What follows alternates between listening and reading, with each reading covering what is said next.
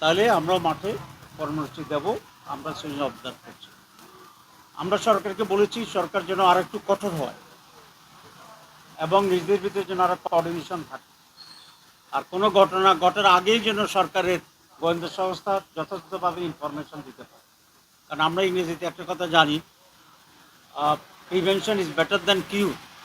তো প্রিভেনশন সাইডটাকে যেন আরও মজবুত করে গভর্নমেন্ট, সেটা আমরা বিশেষ দৃষ্টি আকর্ষণ করেছি এবং প্রধান উপদেষ্টা আমাদেরকে আশ্বস্ত করেছেন যে তার বাহিনী, তার মন্ত্রী পরিষদ সবাই মিলে আরও ভিজিলেন্ট থাকবেন এবং আমাদের সহযোগিতা কামনা করেছেন। আমরা পূর্ণাঙ্গ সহযোগিতা দেওয়ার জন্য আমরা প্রস্তুত আছি, এটা ওনাকে আমরা জানিয়েছি। আগামীতে নির্বাচন একটি গুরুত্বপূর্ণ বিষয়। আমরা বলেছি যে নির্বাচনকে কেন্দ্র করে আরও বিশৃঙ্খলা তৈরি হতে পারে, সেজন্য এখন থেকেই আইন শৃঙ্খলা পরিস্থিতির দিকে নজর দেওয়া দরকার। পুলিশ বাহিনী এবং আদার এনফোর্সিং অথরিটি এগুলোকে স্ট্রেংথেন করা দরকার, ইফেক্টিভ করা দরকার এবং নির্বাচনের বেশ আগেই যেন একটা স্থিতিশীল রাজনৈতিক পরিস্থিতি থাকে এবং লেভেল প্লেইং ফিল্ড তৈরি করে যে ব্যাপারে সর্বোত্তম উদ্যোগ নেয়, এটা আমরা ওনার দৃষ্টি করার পরেই এখানে একটা অবাধ, সুষ্ঠু এবং নিরপেক্ষ নির্বাচন যাতে হয় সেই ব্যাপারে উদ্যোগ গ্রহণ করার জন্য আমরা বলছি। আমরা বলেছি নির্বাচন যদি সুষ্ঠু হয়, সঠিক হয়, তাহলে একটি প্রপার ভোটের মাধ্যমে যদি কোনো গভর্নমেন্ট নির্বাচিত হয়, সেটি বাংলাদেশের রাজনৈতিক পরিস্থিতির জন্য একটি উত্তম সলিউশন হবে। আর আর আমাদের যে জুলাই আকাঙ্ক্ষা যেটা ছিল, সেটা এখন তো জুলাই মাস, নানাভাবে আমরা এটা অবজার্ভ করছি, এটা যেন একটা স্থায়ী রূপ লাভ করে।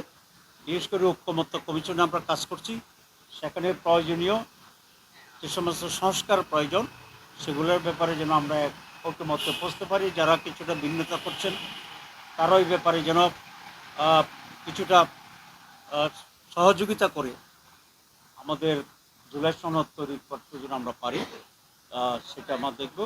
কোনো কোনো মল থেকে বলা হচ্ছে যে নানা সংস্কার ইত্যাদি বলে নির্বাচন ডিলে করার ষড়যন্ত্র হচ্ছে কিনা। আমরা মনে করি যদি এটা কোনো ষড়যন্ত্র নাই, তাহলে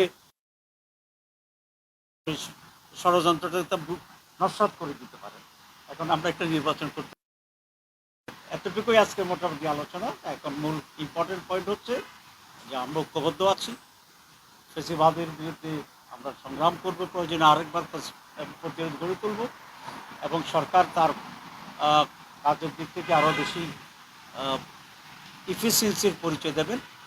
আমরা গভর্নমেন্টের সার্বিকভাবে ফ্যাসিবাদের বিরুদ্ধে পাশে থাকব ইনশাআল্লাহ। জামাত ইসলামী ব্যক্তিগতভাবে এই সিদ্ধান্ত আমরা দিয়েছি, আশ্বাস দিয়েছি। অন্যান্য দল যারা ছিল তারাও আমরা সম্মিলিতভাবে প্রায় একই বক্তব্য। তো সবাইকে ধন্যবাদ।